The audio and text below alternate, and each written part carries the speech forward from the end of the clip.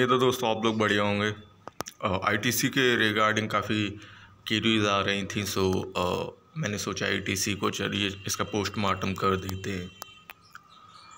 ITC का stock काफ़ी heavy stock है। मार्केट में ये बहुत कम चलता है, धीमे धीमे चलता है। सो लोग भी काफ़ी रिस्क के साथ इसमें इन्वेस्ट करते हैं। अब जो लोग हैं सो हैं। बाय द वे, इसका जो लाइफ टाइम हाई है वो 365 है और अपने हाई से ये 40% टूट चुका है।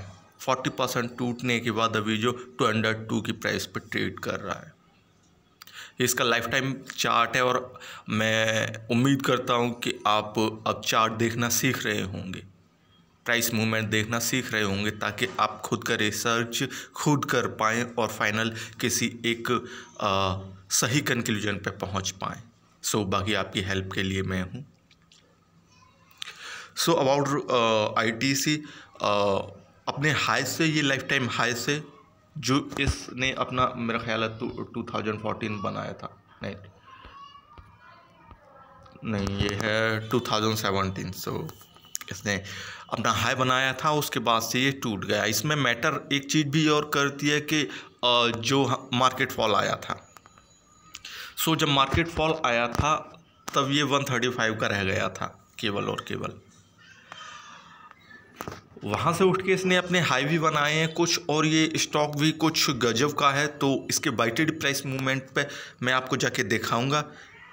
बाय करें इसमें, सेल करें या होल्ड करें, क्या करें, इसके रिस्क क्या हैं और इसके टारगेट क्या हैं। सो मैं आपको सारी चीज़ क्लियर कर दूंगा और आप भी ये चीज़ सीखें, मैं ये चाहूँगा, ताकि आप खुद से रिसर्च करें, खुद से मार्केट में नए नए और ग्रोइंग स्टॉक्स ढूंढ पाएँ। सो मुझे ग्रोइंग से याद आया कि लास्ट में मैं आपको एक अच्छा सा स्टॉक, पिन स्टॉक बताऊंगा जिसमें मेरा खुद इन्वेस्टमेंट है। मैं काफ़ी दिनों से उसे ट्रैक कर रहा था। ₹1.40 का स्टॉक है। मैंने तो उसे काफ़ी सस्ते कीमत पे लिया था, लेकिन उसमें सर्किट कंटिन्यू है। मार्केट में एक दो दिन में जो भी हालात बने, मार्केट गिर रहा या नहीं गिर रहा, सो उस स्टॉक पे कोई फ़र्क नहीं पड़ा। चलिए, तो मैं लास्ट में वो स्टॉक भी बताऊंगा। सो पहले जब इसके रिस्क जान लेते हैं। बहरहाल अभी तो हम इसके बाई ट्रेड प्राइस मूवमेंट पर जाके इसे ज़रा चेक करते हैं। ये इसका बाई ट्रेड प्राइस मूवमेंट है जनवरी से लेके अब तक का। ये 239 का अपना हाई बना चुका है और ये इसने जनवरी में बनाया था। अपने हाई से ये 15% टूट चुका है, 15% टूट चुका है और 15% टूट के अभी ट्रेड कर रहा है। सो अपने हाई से भी टूटा है और इसने जो अपने बॉटम देने के बाद अपना हाई बनाया था, उस हाई से भी टूटा है। उस हाई से तकरीबन 9% टूट चुका है।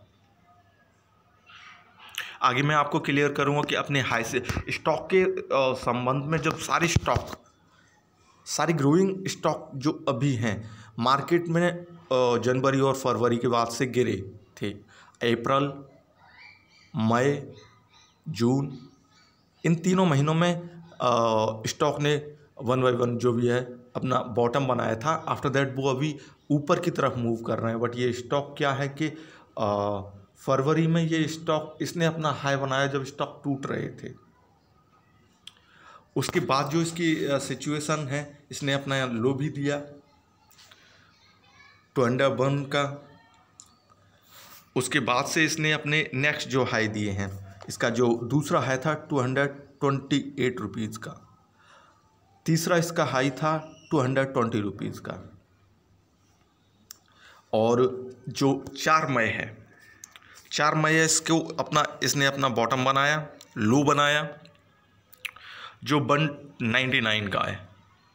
199 प्राइस इसके लिए काफ़ी इम्पोर्टेंट है और काफ़ी डेंजरस भी है, ख़तरनाक भी है। सो स्टॉक के बारे में और इस कीमत के बारे में भी जानेंगे क्यों डेंजरस है। तो टूटा हुआ स्टॉक है, कुल मिला के कहने का स्टॉक अपने लाइफ टाइम हाई से 40% टूटा हुआ है, अपने हाई से 15% टूटा हुआ, और जो इसने अपना अभी हालिया हाई बनाया है 4 मई के बाद, उससे ये तकरीबन 9% टूटा हुआ है। सो टूटा हुआ स्टॉक है। अब ऐसे स्टॉक में या तो वो स्टॉक नीचे जाएंगे या तो फिर वो क्विक रिवर्सल लेंगे, दो चीज़ें होती हैं। सो फिलहाल तो इसका कोई क्विक रिवर्सल लेने का मूड तो मुझे दिख नहीं रहा by T D price movement में। नेक्स्ट 3 महीने के प्राइस मूवमेंट पे हम चलेंगे, देखेंगे कि ये क्या करने जा रहा है। नहीं, यहाँ पे भी ऐसा लगता है कि स्टॉक टूटा हुआ और टूट ही रहा है। एक चीज़ मैं आपको क्लियर करना चाहता था, इसके लिए जो इसका लो है अभी इन महीनों में जब मार्केट ओपन हो रहे हैं और ट्रेडिंग चालू हो रही है, स्टॉक अपने न्यू हाई बना रहे हैं और काफ़ी स्टॉक ऐसे हैं जिन्होंने काफ़ी क्विक रिवर्सल लिए हैं, जिनकी मैं बातें आपसे करता रहता हूँ, डिस्कस करता रहता हूँ। लेकिन इसने ऐसे ही टाइम में 199 का लो ऐसा दिया है जो इस साल का जनवरी से लेके अब तक का सबसे लो है। इसने 199 सारे लो तोड़ दिए जो कि इसने बनाए थे बाई टी डी जनवरी से लेके अब तक। इसने जो भी लो बनाए थे सारे लो तोड़ दिए और वो लो था ये। इसी लो को बनाने के बाद ये ऊपर की तरफ मूव किया था। इसने अपना यहाँ पे हाई बनाया था, उस हाई से ये टूटा हुआ है, ये टूट के ट्रेड कर रहा है, जो कि ऐसा नहीं होना चाहिए था। इसे कंटिन्यूस ऊपर की तरफ मूव ही करना चाहिए था अगर स्टॉक में ठीक ठाक है, दमदार है। हालांकि स्टॉक दमदार ही होगा, बट ये मार्केट को फॉलो नहीं कर रहा। मैं अकॉर्डिंग टू मार्केट बोल रहा हूँ। सो बिकॉज नाम है स्टॉक का। सो अब इसके लिए जो रिस्क है, सबसे पहले रिस्क जान लेते हैं। रिस्क से पहले अब बाई करना चाहिए, इसे सेल करना चाहिए या होल्ड करना चाहिए, ये चीज़ भी और जान लेते हैं। ये 1 महीने का प्राइस मूवमेंट है, स्टॉक कंटिन्यूस टूट रहा है। अपना हाई बनाया इसने 9 जून को, 9 जून के बाद ये कंटिन्यूस टूट रहा है। लास्ट में इसने कोशिश की थी अपना लो देने की और उसी लो को तोड़ने की अभी कोशिश कर रहा है। तोड़ेगा तो फिर नीचे जाएगा। नॉर्मली आप इतनी चीज़ तो समझ ही गए होंगे। जो अभी स्टॉक ट्रेड कर रहा है वो पिछले कुछ दिनों 21 जून के बाद से जो भी इसने लो दिया है उसके बाद से अब तक की जो कीमत है उस पर ट्रेड कर रहा है। ठीक है, तो इसे बाय करना चाहिए, सेल करना चाहिए या होल्ड करना चाहिए। तो इसे आप चाहें तो अपनी रिस्क पे बाय भी कर सकते, ठीक है, बट इसमें जो आप एसएल लगाएंगे सो अपने हिसाब से कोई भी चूज कर सकते हैं। सेल करने की मैं कोई भी सलाह नहीं दूंगा और होल्ड आप इसे कर सकते हैं। आप होल्ड करके ही रखिए, क्योंकि आईटीसी है, दमदार स्टॉक है और इसका नाम है। तो मार्केट में जब भी ये रिवर्सल लेगा तो किसी को बता के नहीं लेगा, और लेगा तो काफ़ी क्विक होगा। अगर 9% ये टूटा हुआ है तो 18% गेन भी करवा के दे जाएगा। सो स्टॉक इस तरह से बिहेव करता है। जो फाइनल चीज़ है, रिस्क क्या है स्टॉक में और उसके बाद टारगेट क्या है। रिस्क ये है कि ये स्टॉक मार्केट को फॉलो नहीं करता है। सो इसके बारे में प्रिडिक्ट करना या इसके बारे में कोई राय देना बहुत ही ज़्यादा आसान नहीं है। सो इसके लिए 199 इसने लो अपना तब बनाया था जब इसने सारे लोज तोड़ दिए थे। सो रिस्क यही है कि 198 से अगर ये नीचे जाता है तो स्टॉक हो सकता है कि डाउन ट्रेंड में, जैसा कि है कंटिन्यूस है, अपना ईयरली हाई बनाने के बाद स्टॉक डाउन ट्रेंड में है। मे बी कि ये रीजन अलग है कि सेंसेक्स के मूव की वजह, बाजार की दौड़ की वजह से स्टॉक ऊपर की तरफ चला गया होगा, अलग चीज़ है। बट ये है कि स्टॉक अगर 198 से नीचे जाता है तो डाउन ट्रेंड में होगा। अब इस डाउन ट्रेंड का आप किस तरह से इसे डील करते हैं वो आप जानें। इस डाउन ट्रेंड में आप और बाइंग करते हैं, सेलिंग करते हैं, होल्डिंग करते हैं। मेरे हिसाब से जो था मैंने आपको बता दिया।